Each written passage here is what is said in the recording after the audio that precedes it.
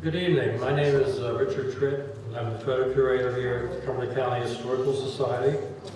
It's my pleasure to welcome tonight's speaker, Kevin Talhelm. Kevin is now retired and he lives in Ocean Isle, North Carolina, with his wife, Jennifer Tritt, who happens to be my daughter. Kevin's a graduate of Lehigh University, where he earned a degree in civil engineering.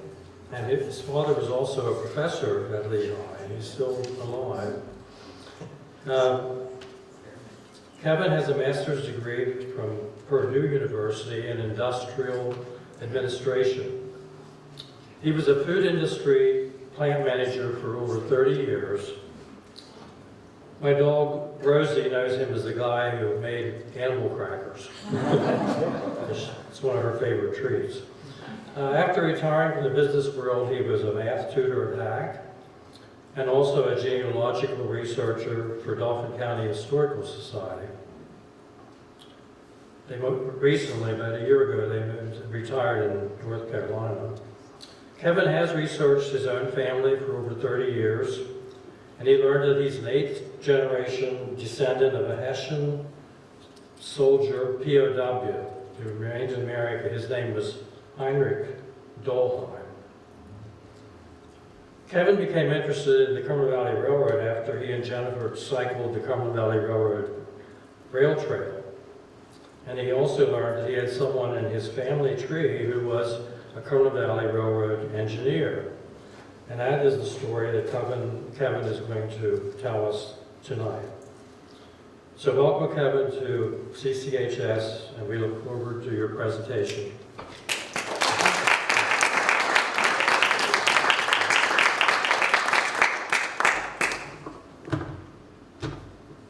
Wow, I sound more impressive than I really am. Welcome, everybody. I'm not good with microphones, so I'm going to try to, I'll probably walk around out front. So, and I do project, but if you can't hear me, you let me know, okay? So, how many people have read the article? Okay. Oh, that's not too bad. So some of this will be a surprise, but the article was printed twice, once in the Cumberland County Journal and once in the Franklin County Journal. So if you haven't read them, they're available. So I have a copy up here, and we're going to talk about an engineer who was on the Cumberland Valley Railway, and he happened to be related to me. And it's James Talhelm, and he's the gentleman right there on the right-hand side. I happen to have a picture of him. The only picture I ever found was when I was doing research on him. This picture was in this book, which probably if you're a railroad person, you've seen this book. I'm glad that it'll be up here if anybody wants to look at it. I just got lucky, and I was paging through the book, and there it was, his picture. And I was like, wow, that's really cool. And then Richard was able to get that picture for me and get a nice, good shot. Now I have it in the article. So James was born in 1849 and died in 1921.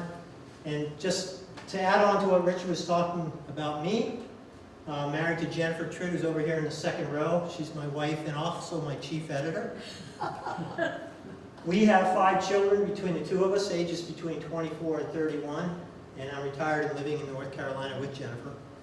And I retired from the food industry, as Richard said. And a little trivia question, if anybody knows, because I was involved in this project, where the largest donut plant in the world is located. Does anybody know where that's at? All you people are from Carlisle? It's actually west of town. Carlisle Foods is the largest donut plant in the world.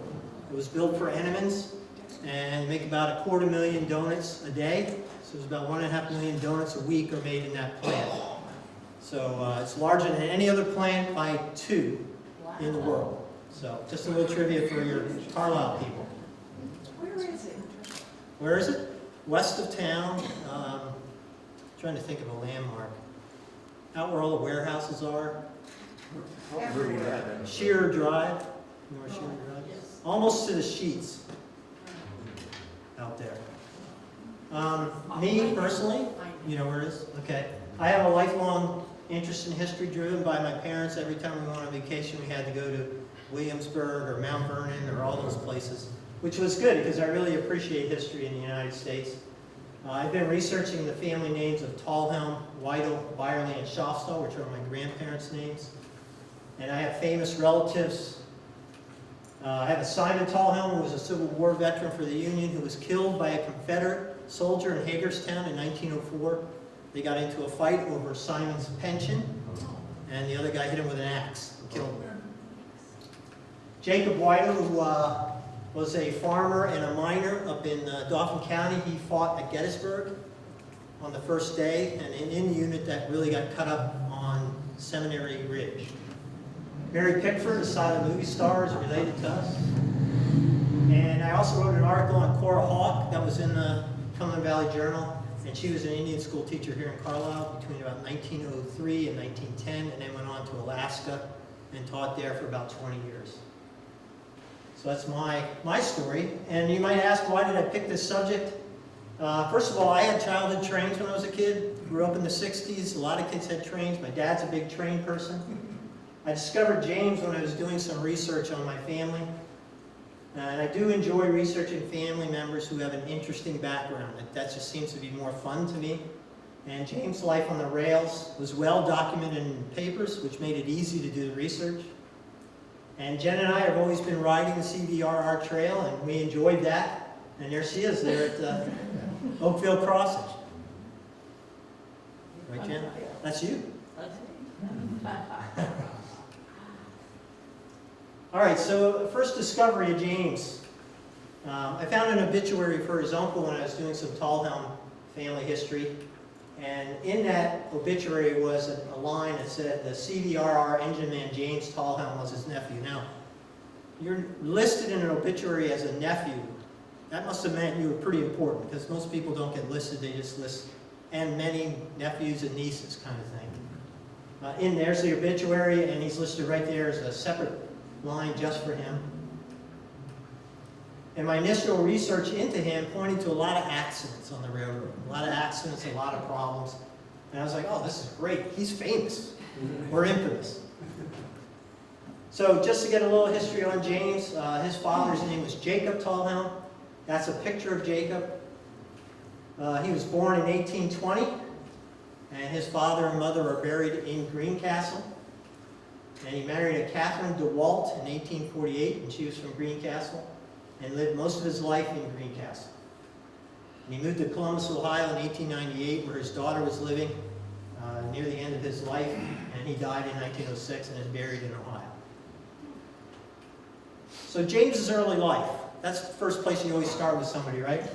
So he was born in 1849, just outside of Greencastle, and he was a great-grandson of a Hessian soldier, which Richard mentioned. I'm an 8th generation, whatever, from the Hessian, Heinrich Dalhelm.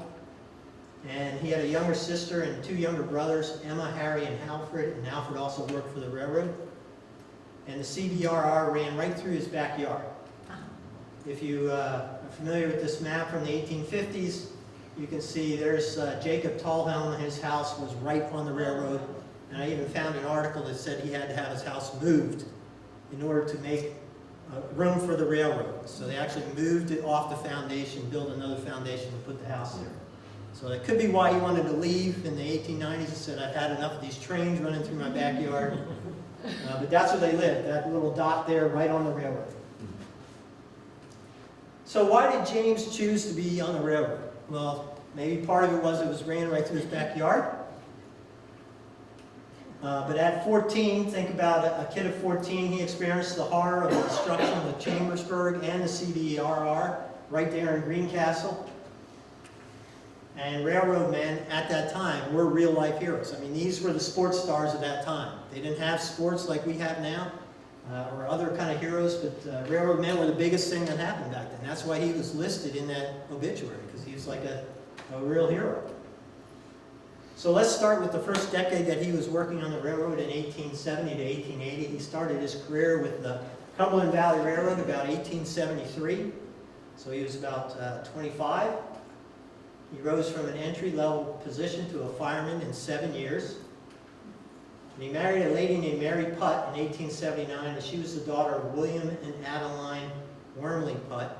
Adeline was the granddaughter of a Wormley who discovered Wormleysburg, so that's her famous.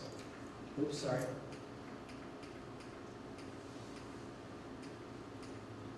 And he moved in with Mary's parents in Wormleysburg after they got married and helped take care of the family.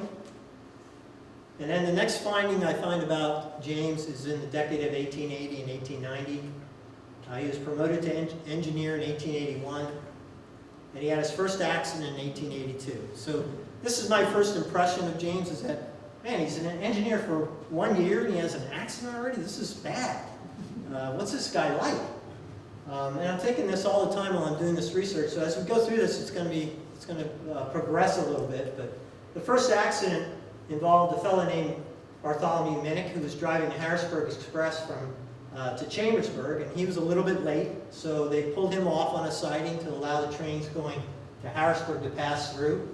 Specifically, the switchman closed the switch onto the siding, and the New York Express came through. That had precedence. As the New York Express was coming through, they sent a signal to the flagman there and said, "There's another engine right behind me. Keep that guy on the siding." That's what the light meant. However, the switchman missed that, and he opened the switch. The New York Express continued on. Minnick, who thought that he was okay to go, so he started moving forward, and as he started moving forward, he sees our engine coming down the track. Mr. Talhelm, who was driving just an engine and a tender, so he was moving pretty good. Minnick starts to back up, and our fellow runs up onto the siding, and they have a head-on collision on that siding. Pretty bad collisions, because he was probably going about 40-45 miles an hour. So that accident involved, both engines were a total loss. No passengers were injured, luckily. Talhelm and his firemen and the firemen on Minnick's train only had minor injuries. They were able to jump from their trains just before the accident. However, Minnick was badly injured as he tried to jump. He got caught when the engine got pushed back into the tender, and it caught his leg very badly.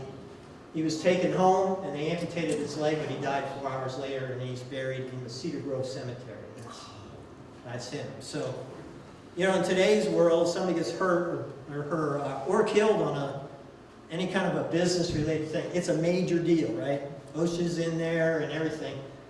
In this situation, the railroad did an investigation, and they said, look, everybody did what they were supposed to do.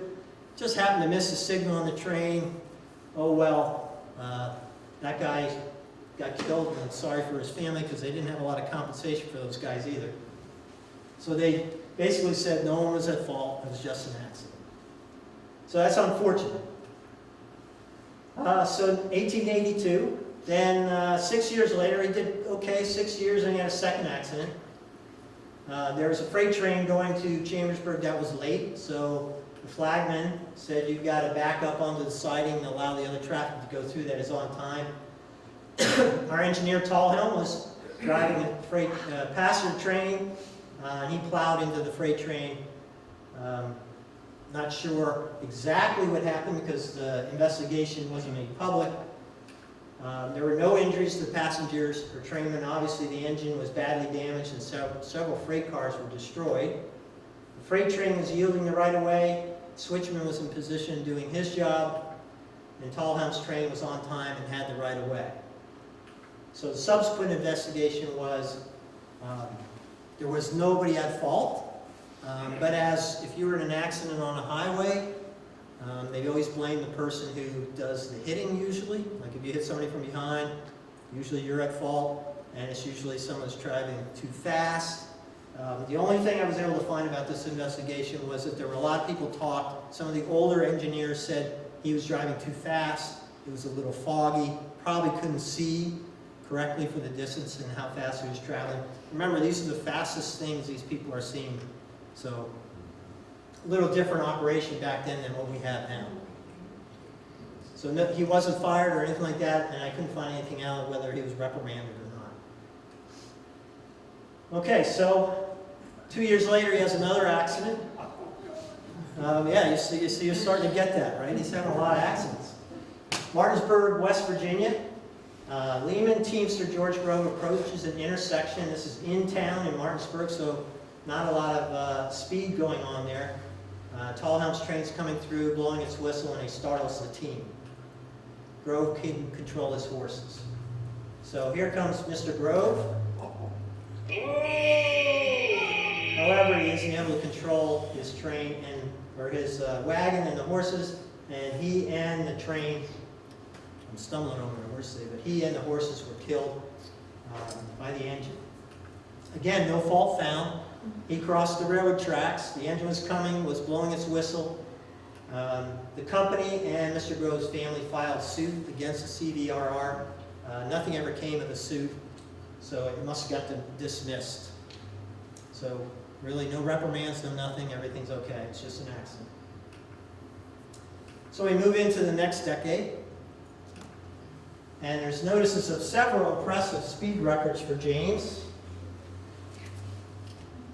He had a 65-mile-an-hour run from Newville to Carlisle, 66 miles an hour from Newville to Carlisle. These are in the paper, so they're pretty impressed by that. He made a ride from Chambersburg to Harrisburg at 65 miles an hour sustained speed, and from Harrisburg to Hagerstown at 65 miles an hour.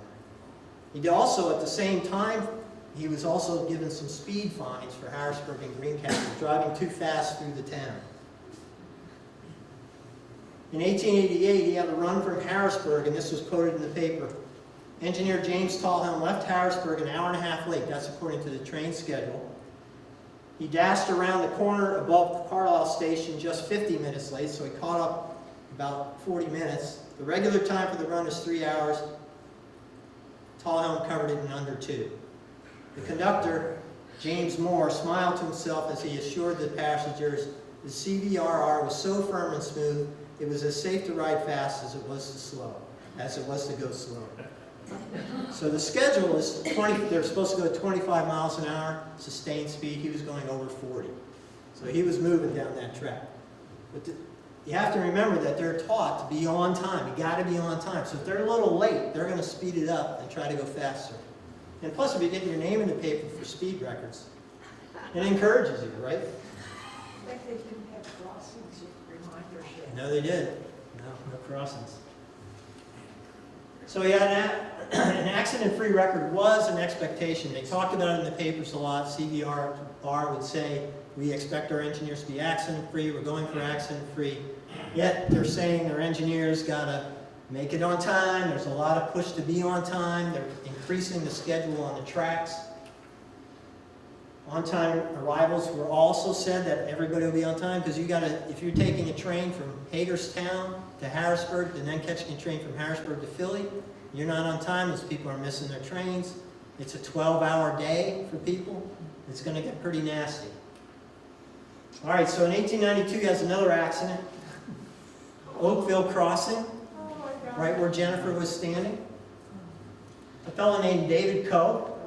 He goes into town. He lived out in the country with his horse. Parks his horse at the warehouse across the street, and he walked across the tracks. You can see the tracks running through there. Over to the general store, and is standing at the fence having a discussion with some of his buddies. Talhelm starts coming through the intersection. He's blowing his whistle, and Mr. Coe makes a move because he's worried about his horses, over towards the horse, and his friends yell to him, "Stop! Don't go over there. The horse will be fine." Coe stops at the edge of the tracks, and they said he froze, like he got scared. These engines are huge. They're coming faster than people can realize. Unfortunately, he got hit by the train.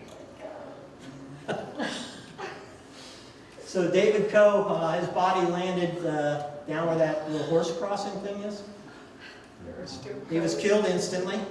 When his friends got to them and turned over his body, they said his whole insides were torn out.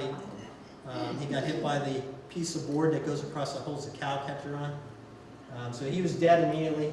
He was a 55-year-old farmer, had a wife and 6 children, and he's buried in Newburgh, and that's his tombstone.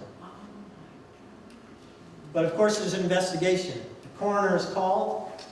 Coroner Biddle was having a hard time with all these accidents. He made it in the papers. He said, "I'm going to really investigate these railroad accidents, too many people being killed. So he went out to Oakville to have a discussion with people, find out what happened. He viewed the body, interviewed witnesses. Of course, the train's already gone. They left because they had to be on time. Concluded that Coe had caused the accident. He had stepped on the tracks. And the CVRR did follow through, and they installed the first railroad crossing signal at Oakville after that accident. And there it is right there. So that picture's from about 1902, I believe. But that's not much of a warning. I mean, it's not stopping you from going across the tracks.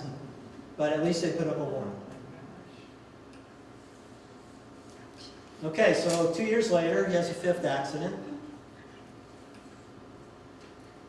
Daniel Hornbaker, who is the Newville coroner, has been in Carlisle all day on business, and he's heading home at about 11 o'clock at night. He comes to the crossing and stops. Our engineer is driving down at 11 o'clock, passenger train, he's on time. He says he has his lights on, he's blowing his whistle.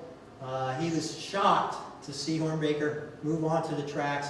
Unfortunately, he couldn't get off the tracks in time, and Mr. Hornbaker's carriage takes the full brunt of the engine.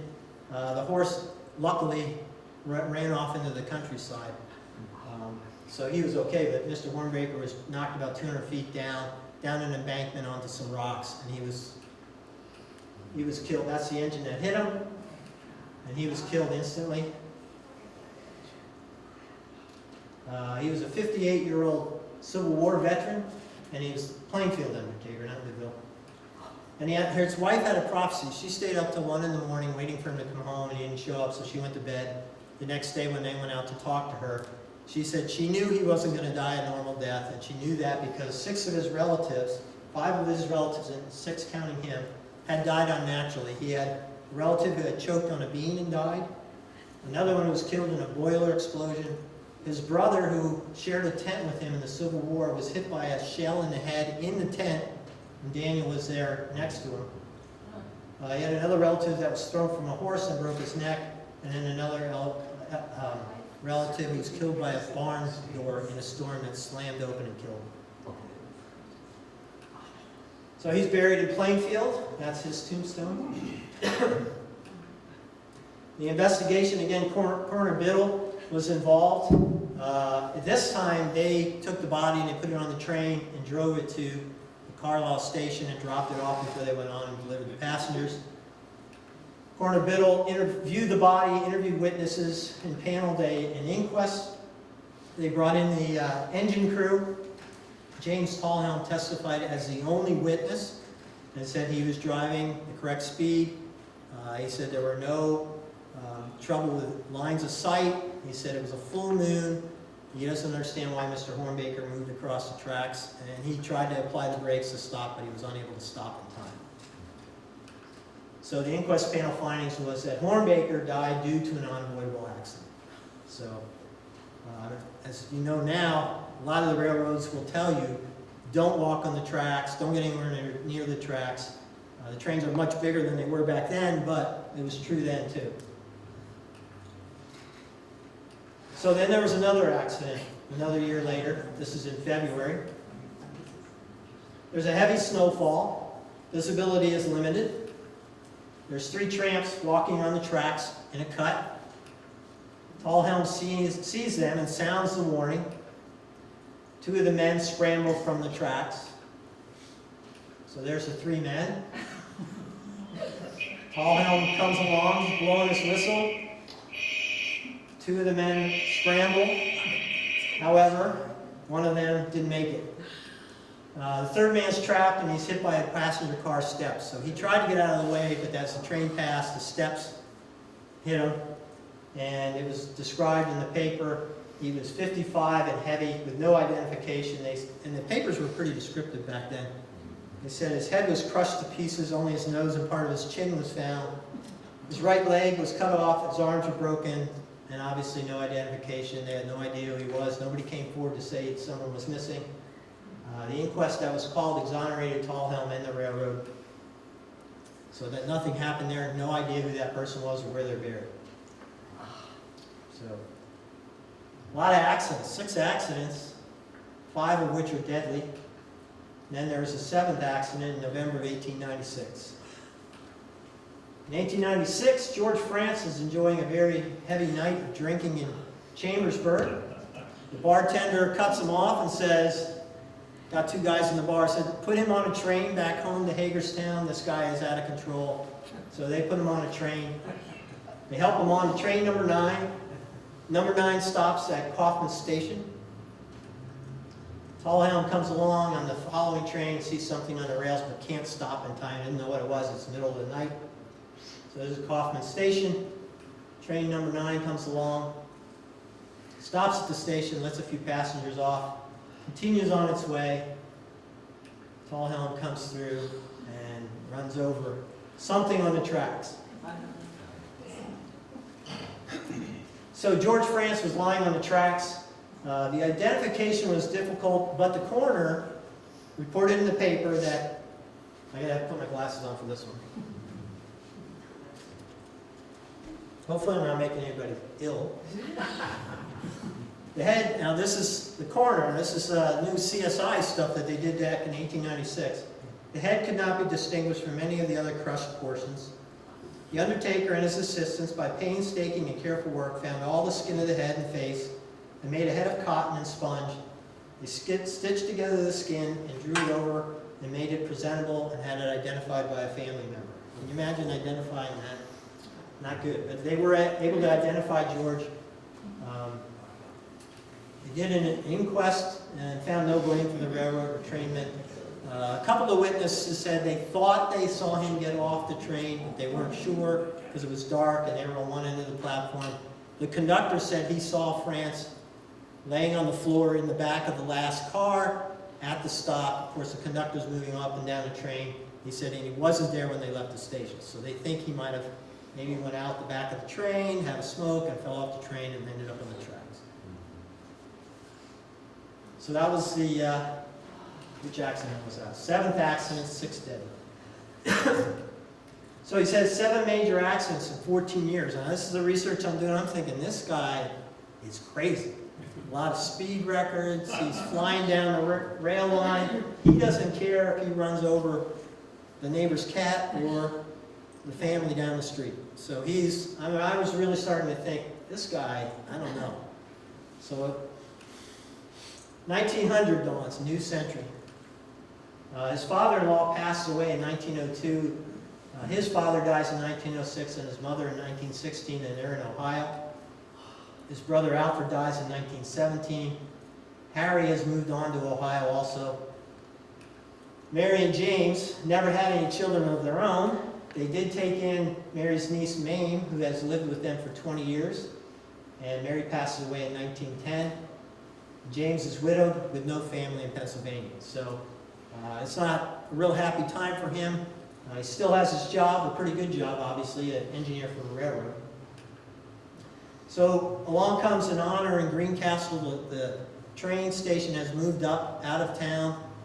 They call it the High Line now. And the first train through the High Line, they decide they want to get a couple of people who run that train, James being one of them, from Greencastle. So he's given the honor of being the first engineer to drive a train through Greencastle. That's the train coming through. It was a snowy day in February. That's the actual train number 6 coming through, arriving in Greencastle, picked up about 300 dignitaries and drove them to Kaufman Station and dropped them off. They trolley rided home, and it was a big fanfare. So there's one last incident. 1916 in Shippensburg, in the late afternoon rush hour. Auto pedestrian traffic is very heavy in downtown Shippensburg at this time. That's King Street and Earl Street. The train line goes down Earl Street, and then it'll make a right-hand kind of swooping turn through Shippensburg, and then on the CVRR trail as it is today. There's a lot of auto and pedestrian traffic right there at King and Earl. There's a car coming down King from the left to the right, and he's making a turn onto Earl Street, and he makes the turn wide because he's trying to avoid the people who are on the corner, like kind of standing halfway in the street. He takes that turn wide. James sees him and stops his train just short of hitting the guy. And he's credited with saving unknown number of lives, because had he hit that car and driven it into the sidewalk, would have killed a bunch of people on the sidewalk. So in the paper they talk about it, his experience as an engineer saved a bunch of people, and it's the one last incident that he has as an engineer in 1960. So that's the view James had looking north on Earl Street, and that's the view today. I couldn't get that exact view because I'd get run over by his car. So his final years, he had an early career of 14 years with 7 accidents and 6 deaths. And all along I was thinking, man, that is a lot of people. I mean, if I had one person gets killed in one of my plants, it's a major deal. I probably would have lost my job and all that kind of stuff, but that's a lot. And I was thinking, okay, the times, I don't know. But I was really starting to wonder about what kind of a person James was. So somebody in one of my presentations said, you know, you ought to look at the census data, or the data that's out there on engineering or railroads. And he goes, you might be surprised. I was like, yeah, it makes sense. So I looked at the data from 1891 to 1895, not exactly the same time frame, but close enough. There was an average of 809 employees per year with the CVRR, and they had 292 passenger deaths per year. So that's just passenger deaths. I was like, that's a staggering number, which is about 2 people were killed for every employee during that time frame. And those are employees, office workers, maintenance guys, engineers. And an engineer has a job where he's driving down that line. So there's a good chance, he's got a bigger chance of killing somebody than those people in the office. But 2 people a year. United States Census data for the period from 1891 to 1918, about, 27 years. There were 9,000 deaths per year in railroading, attributed to railroading, for a total of about 256,000 people killed during that time frame. Now that includes somebody getting hurt in the shop and dying, or somebody getting hit on a train, or a passenger train going off the line and killing a number of people. Each employee during that time represented 7 deaths over those years. So 27 years, 7 deaths. Now I'm starting to look at James a little differently. He's in a pretty critical position. Maybe he wasn't so bad. So James was only involved with 6, so he actually had a better than average record. He's below average. He was below average, yeah. I mean, we laugh, but hopefully nobody in here has had a relative get killed in a railroad. But after 14 years and 7 accidents and 6 deaths, his last 22 years were accident-free. So did he learn something, or did he just get better at his job? To say something from my world, when we had a conversation with the coroner, we had the coroner come in and talk to our employees. And the coroner said he never worries about people who are less than 7 years on a job. He says it's always the people beyond 7 years, because in his study was that they get complacent. They're the people that have figured out, well, if I put a popsicle stick in that emergency stop, I can then run this job and read the paper at the same time. He says those are the people that get caught in equipment and get killed. The Pennsylvania Railroad's taking over the CVRR. James retires in 1918. He's 69 years old with 45 years of service. He gives his house to Mame, and he moves on to Ohio to live with his sister in 1919. And he died in 1921 and is buried with his wife, Mary, in Shiremanstown. So that's his tombstone. And his obituary at the time is kind of interesting. He said, at the home of his sister, James Leslie Talhelm, age 71, retired Pennsylvania passenger engineer, died following 6 weeks of illness from a complication of diseases. He was employed as an engineer for the CVRR for 45 years, retiring when he was 69. He was one of the early railroad men on the CVRR and was well known among the thousands who attended Ranger's Picnic at Williams Grove in its early days. Mr. Talhelm was a former resident of White Hill for over 35 years, and besides his sister, he's survived by his brother Harry. So there he's buried in the cemetery in Shiremanstown. So my final thoughts on the whole discussion about James. My first impressions were he was a very cavalier guy, was looking for fame, riding his train too fast. But then it was a little eye-opening when I looked at some of the data, and also did some reading about how the railroad was kind of a little bit two-faced, where they're telling everybody, oh, we're pushing safety, but then they're pushing these engineers and these trainmen to go faster and faster because they're pushing the freight through the line. So there was an emphasis from the railroad on speed, yet they talked about safety. And I can't say enough about, there must have been competition between those engineers too. Oh, you got a speed record. Well, let me see if I can go a little faster and try to squeeze out a couple more miles per hour. So at first I was documenting a person with a famous or infamous history, but in the end it was a story about a man, James Talhelm, who was trying to just earn enough money to put food on the table for his family and pay for a place to live. And that's James right there. So James Talhelm, rest in peace, James. I remember you. Or now that I've told his story, we remember.